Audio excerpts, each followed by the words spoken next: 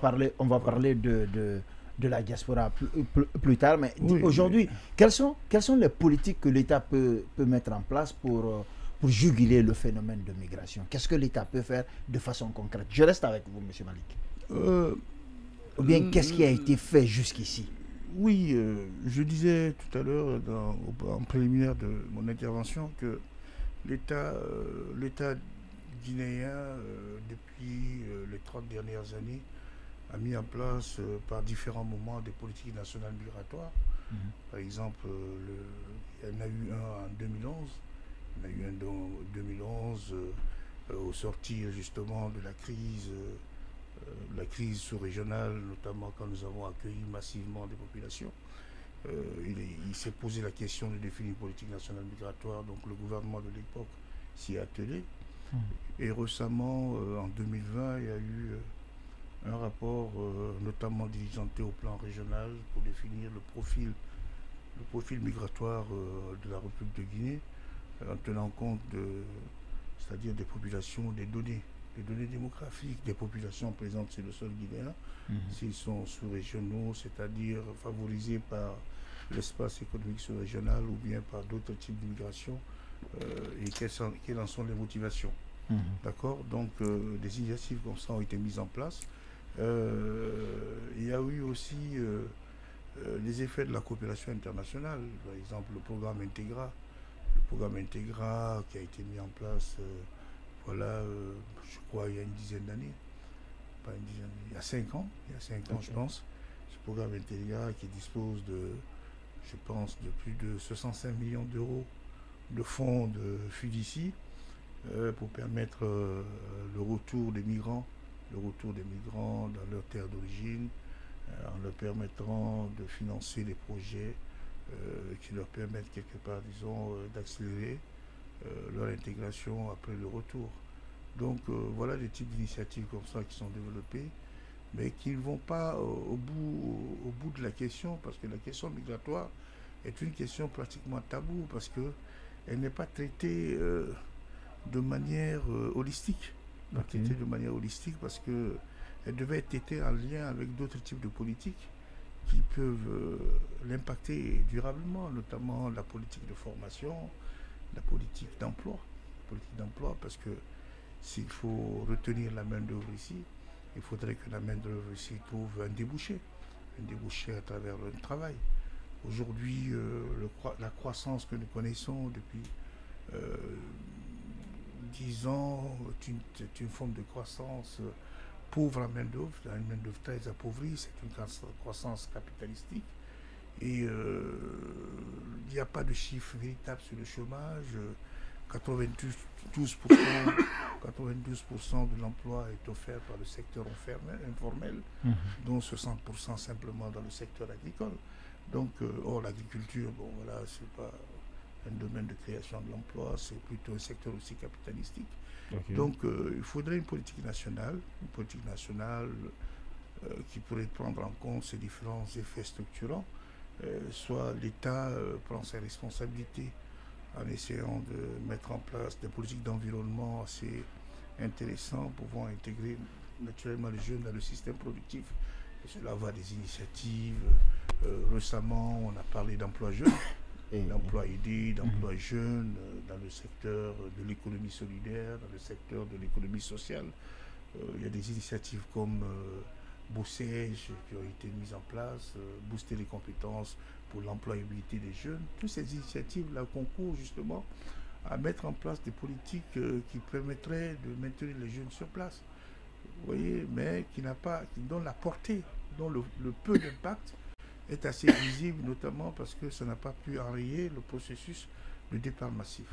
C'est ça la question, c'est ça la grande frustration. La grande question maintenant est de repenser ces types de politiques et les adapter aux conditions du moment.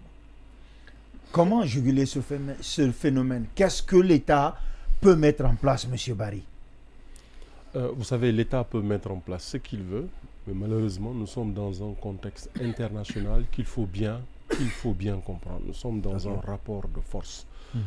J'inviterai M. Touré à envisager cette partie du débat. Parlez-en, je vous écoute. On va aller, monsieur. On fait face à des pays en développement qui voient leur taux de natalité qui baisse, qui voient des populations qui atteignent des sommets dans la pyramide de l'âge. Et au contraire, dans nos pays, nous avons des pays où plus de 60% de la population est encore très très jeune.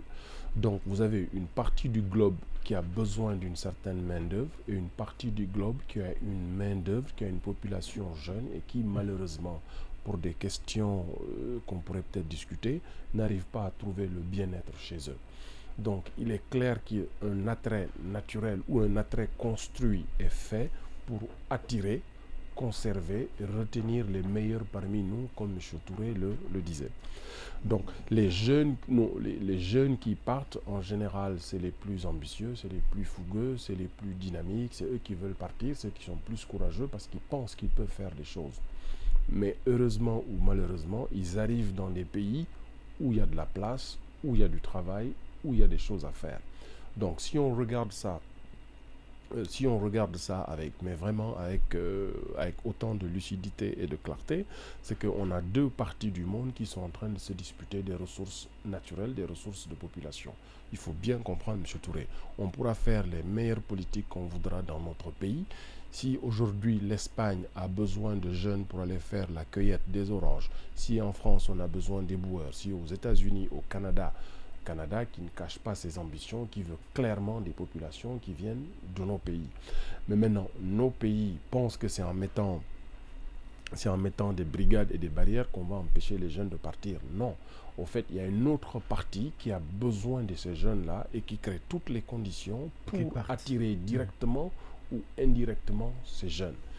Mais maintenant, ce que moi je dis aux autorités de mon pays, c'est que nos jeunes qui partent là, c'est comme notre bauxite qui part.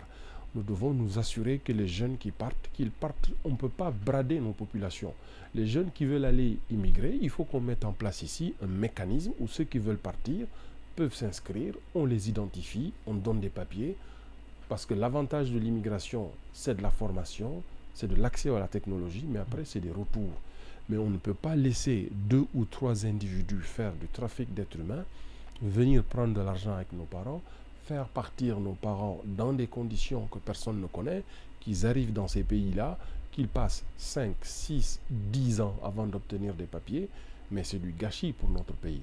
Donc moi je pense que la question elle est plus profonde. Il faut que nos dirigeants réfléchissent à ce que nous voulons faire pour identifier le processus d'identification de ces jeunes qui veulent partir. Deuxièmement, mais démanteler tout le système dit paralégal qui permet aux jeunes aujourd'hui de s'embarquer à Conakry, de monter dans des avions ici, de finir dans le désert ou de finir au Nicaragua et d'arriver en Amérique. Et le troisième élément, j'en fais appel ici à la diaspora, nos parents qui vivent à l'international. Ce serait bien que la diaspora aussi nous dise la vérité. Parce que si nos parents qui vivent de l'autre côté ne nous expliquent pas les conditions dans lesquelles ils vivent là-bas, les jeunes qui sont dans nos pays, ils n'ont pas la meilleure perception de la réalité. Ce serait bien qu'on ait ce dialogue, qu'on ait des associations de la diaspora qui viennent dans nos pays, s'asseoir avec les jeunes, leur expliquer le parcours de l'immigration. Parce qu'il ne faut pas rêver. Si vous quittez la Guinée, vous arrivez aux États-Unis, vous n'avez pas de papier, eh bien vous trouverez ce que vous trouverez là-bas. D'accord.